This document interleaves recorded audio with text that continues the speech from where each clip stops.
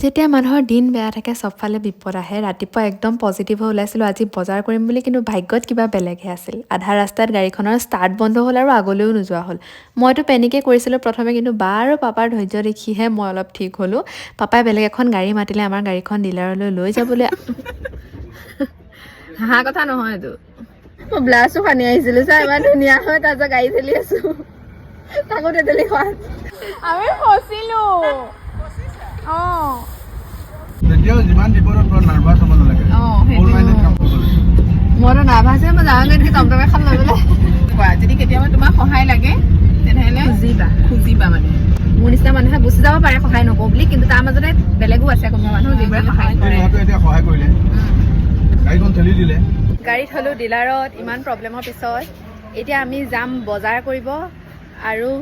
বহুত কাম আছে বাকীখিনি পিছত দেখাম পিছৰ মিনি ব্লগত বাই